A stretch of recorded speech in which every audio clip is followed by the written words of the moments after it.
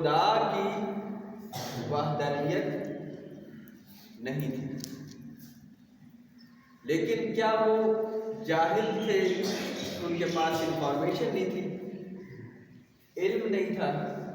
نہیں، ان کے پاس ادبیات کا علم تھا، ان کے پاس ایسے ماہر لوگ تھے جو اڑتے ہوئے پرندوں میں سے بتا دیتے تھے کہ ان میں اتنے پرندے نر ہیں، اتنے مادے۔ لیکن ہم انہیں جاہل کہتے ہیں، یا ابو جہل جس کا ہم نے خطاب دیا۔ اچھا، یہ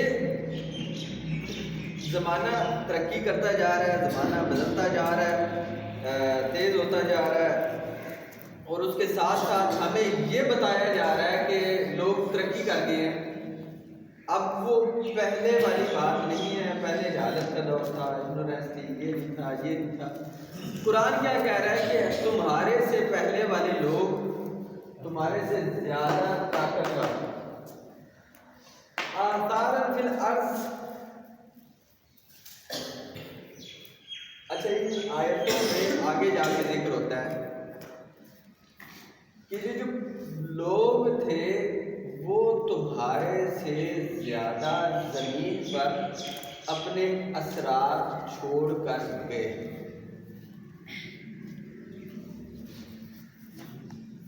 آج انسان جتنی مرضی ترقی کر گیا ہے، لیکن اہرام مصر کا نام سنا ہے آپ نے؟ مصر میں انہوں نے احرام بنائے، مقبرے ہیں، اصل میں وہ دنیا نیچے اندر مقبرے ہیں جس کے اندر مومیائی کی فرعونوں کی لاشیں تھیں، یا انہوں نے چیز بنائی جو کئی ہزار سال سے ابھی تک محفوظ ہے۔ زمانے کی گردش نے اس کے اوپر اثر نہیں چھوڑا۔ قرآن کہہ رہا ہے کہ تم لوگ ہمارے سے مخاطب، آپ لوگ زمین پر گھومو، سیروا فی الارض، زمین پہ گھومو، اور پھر دیکھو کہ جو تمہارے سے پہلے والے لوگ تھے، تمہارے سے پہلے والی جو قومیں تھیں، وہ تمہارے سے زیادہ طاقتور، انہوں نے زمین کو تمہارے سے زیادہ آباد کیا، ان کی اولادیں تمہارے سے زیادہ تھیں، ان کا مال تمہارے سے زیادہ تھا۔ یہ قارون کے بارے میں، اس آیت میں قارون کے بارے میں ذکر ہے۔ قارون کے پاس بے انتہا خزانہ، بے انتہا سونا۔ قرآن کہہ رہا ہے اس سے بھی زیادہ سونا تھا اس سے پہلے قوم۔ آج ہمارے پاس، مطلب اس کا مقصد کیا ہے؟ وہ ہمارے سے طاقتور تھے، ہمارے سے ترقی یافتہ تھے، اب ہم نے دیکھنا ہے کہ وہ کیسے ترقی یافتہ تھے۔ ہماری جو ترقی ہے اس کا کوئی فائدہ ہے یا فائدہ نہیں؟ میری بات سمجھ آ رہی ہے آپ سب؟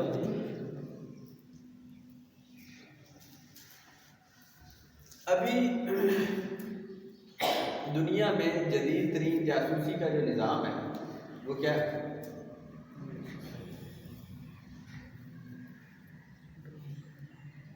کو بتا سکتا ہے؟ نمبر 1 تو سیٹلائٹ ہے، نمبر 2 ڈرون۔ ڈرون جانتے ہو؟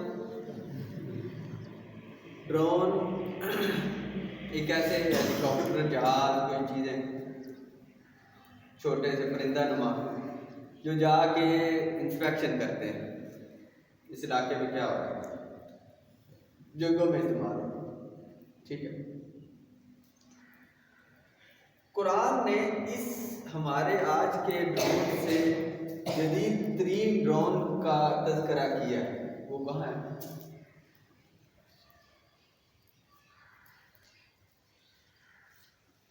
ہمارا جو ڈرون ہے اس دنیا میں آج جو ہم نے دنیا میں بنا ہوا ڈرون ہے، اگر آپ ٹیکنالوجی کی دنیا سے واقف ہیں تو اس کو फ्यूल देना पड़ता है या उसको चार्ज, उसकी बैटरी को चार्ज करना पड़ता है। उसके बाद वो तस्वीर बनाता है और तस्वीर आपको भेजता है। ये काम करता है। कुरान ने इससे जदीद तरीन ड्रोन का एक मॉडल हमारे सामने पेश किया है।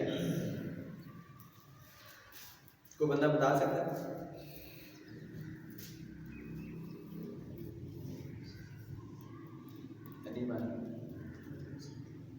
जी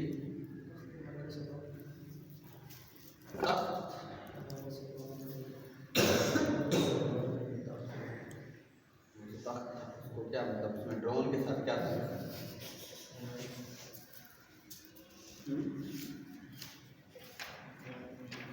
कुरानी जो मॉडल है वो है, ड्रोन का जो मॉडल है उसको हम उर्दू में हुदहुद कहते हैं। हुदहुद एक परिंदा है, देखा पंजाबी में उसे क्या कहते हैं? ये एक परिंदा है, ये हजरत सुलेमान के लिए ड्रोन का काम करता था। ये वाकया कुरान में पढ़ा था और ये कई दिन गायब रहा। हजरत सलमान के उस पे हजरत सलमान के जो हुकूमत थी उसमें उसकी इंस्पेक्शन होती थी, मतलब जो भी परिंदे थे उनकी इंस्पेक्शन होती थी कि कौन सा परिंदा किस वक्त क्या कर रहा है, उसने अपडेट दी है या नहीं दी। अच्छा, हुदहुद ने इंस्पेक्शन की, ये ड्रोन खुद ही उड़ा, इसको चार्ज करने की ज़रूरत नहीं थी, इसको बैटरी तेल देने की ज़रूरत नहीं थी। उसने जो फिल्म बनाई है उसमें कुछ चीज़ें बहुत इम्पोर्टेंट। एक कैमरा है, मतलब ये कैमरा लगा हुआ है, इसमें वीडियो रिकॉर्ड, ये एज इट इज आपको ये वीडियो दिखा देगा। इसमें ये कोई और इंसान चाहिए कि जो देखे और उसको समझे, ठीक है। लेकिन हुदहुद ने जो वीडियो रिकॉर्ड किया उसने समझा। एक सवाल और है, क्या परिंदे हैं ये मुज़क्कर और मुअन्नस में फर्क पैदा कर सकते हैं, मतलब बता सकते हैं ये मुज़क्कर है या मुअन्नस?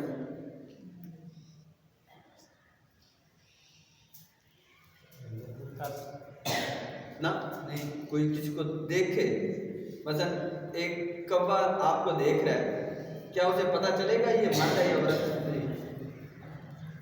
नहीं पता चलेगा। वो कह रहे हैं पता चलेगा। परिंदे ने जो इंफॉर्मेशन दी है हजरत सुलेमान को आगे, उस परिंदे ने ये बताया कि वहां पे एक औरत हुक्मरान है। परिंदे ने बताया हजरत सुलेमान को, यानी परिंदे को पता है कि ये मर्द है ये औरत है। परिंदा मर्द और औरत में फर्क कर सकता है। अच्छा, एक परिंदा ये भी बता सकता है कि उनका इबादत का तरीका क्या है।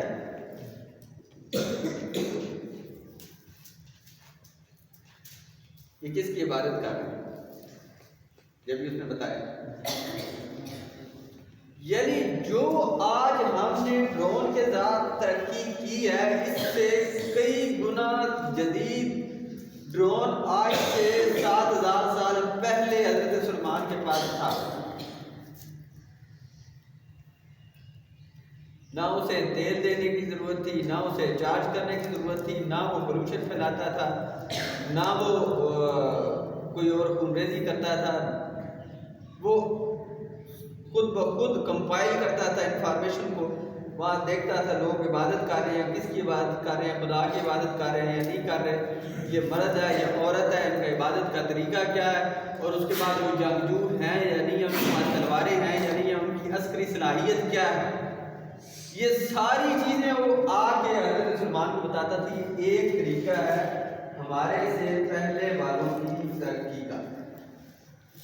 एक मिसाल कुरान ने हमें बताया है कि तुम ये कर सकते हो, तुमने सिर्फ परिंदों की लैंग्वेज को समझना, उनकी ज़बान को।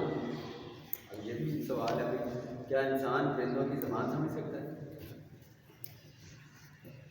जब भी कुरान ने बताया समझ सकते।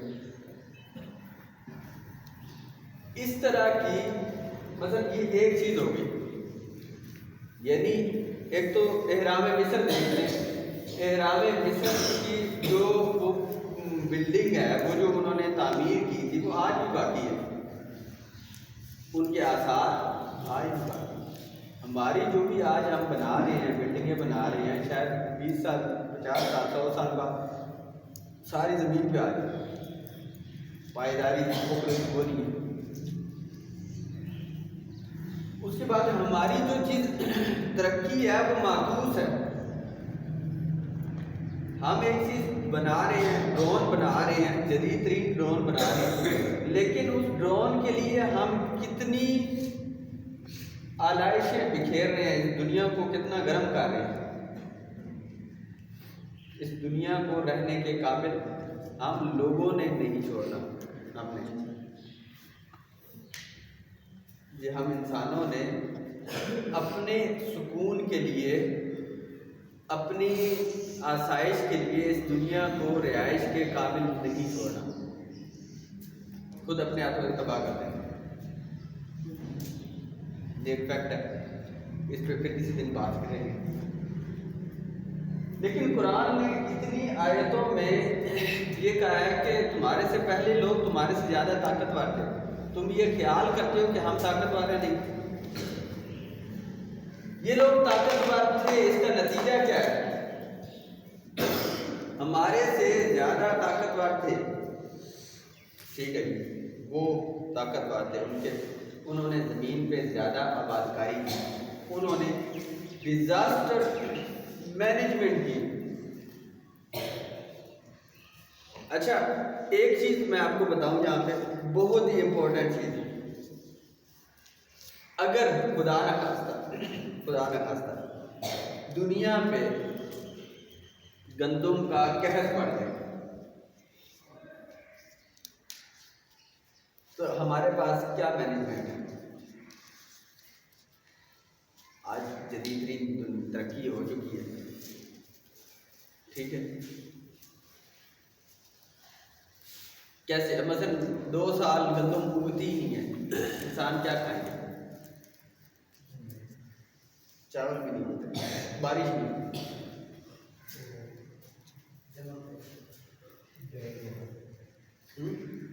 جانور کھا لیں گے، جانور بھی ختم ہو جائیں گے، پھر ڈیزاسٹر مینجمنٹ ہوتی ہے کہ آپ لوگ فیوچر کی پلاننگ کریں، فیوچر میں تبدیلیاں آ رہی ہیں، بارشیں زیادہ آ رہی ہیں، آپ کی فصلیں تباہ ہو جائیں گی، آپ کو پتہ ہے فصل نہیں ہوگی، جو فصل ہے اس کو آپ استعمال کریں۔ ترقی آپ نے کر لی ہے، لیکن کیا ہماری ترقی، یہ آن دا ریکارڈ ہے بات، کیا ہماری ترقی اتنی ترقی ہے کہ اگر 7 سال تک مسلسل کوئی فصل نہ ہو تو کیا ہم زندہ رہ سکیں گے انسان؟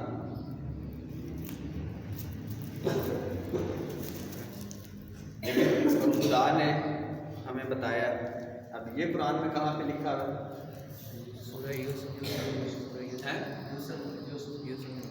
حضرت یوسف کا واقعہ، سورہ یوسف۔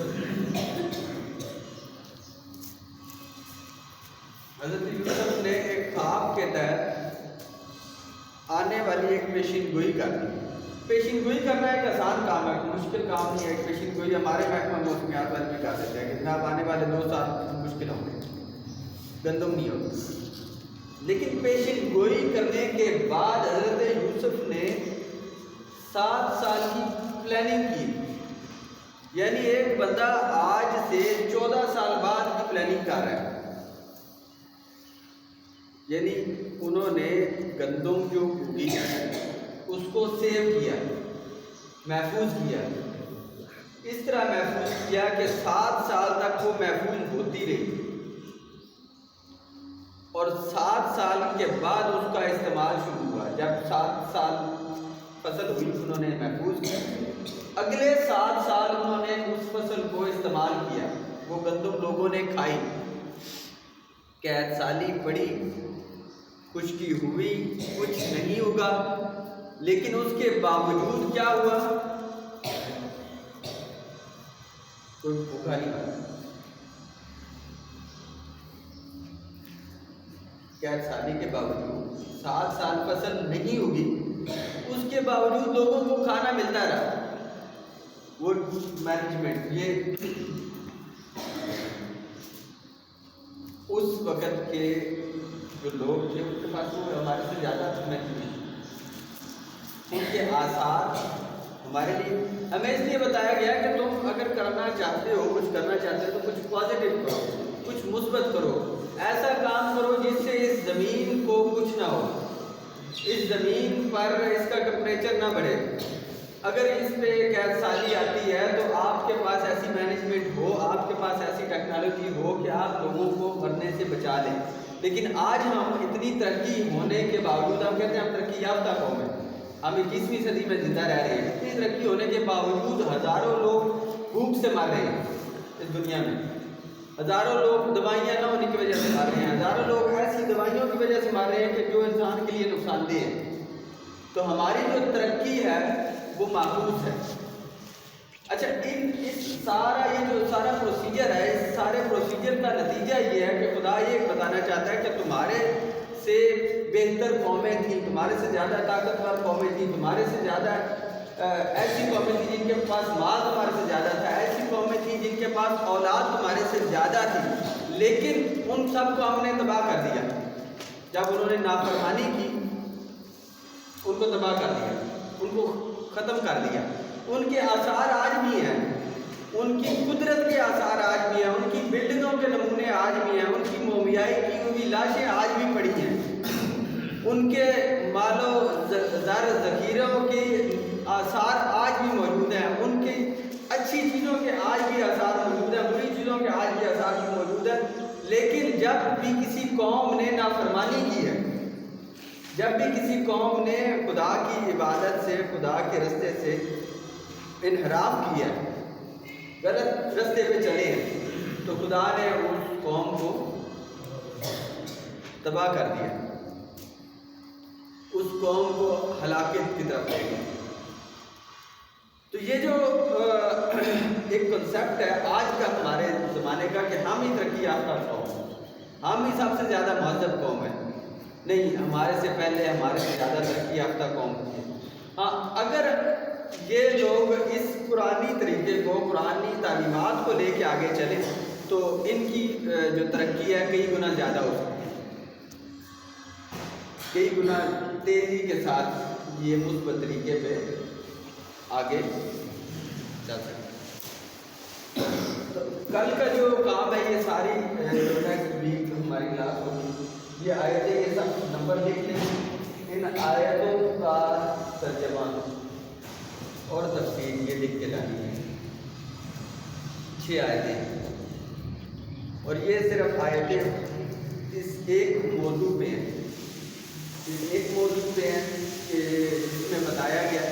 اب اس میں آپ لوگ اگلے سیشن میں بتائیں گے کہ یہ مثلا سورہ توبہ کی آیت ہے، یہ کن افراد کے بارے میں ہے، کن کو خطاب کر کے کہا گیا، یا سورہ غافر کی آیت ہے یہ کس سیاق و سباق میں، اس کا شان نزول کیا ہے، اور یہ ہمارے سے کس طرح ریلیٹڈ ہے، ہمارے سے کس طرح یہ آیت مخاطب ہے۔ اس سارے کو انشاءاللہ اگلے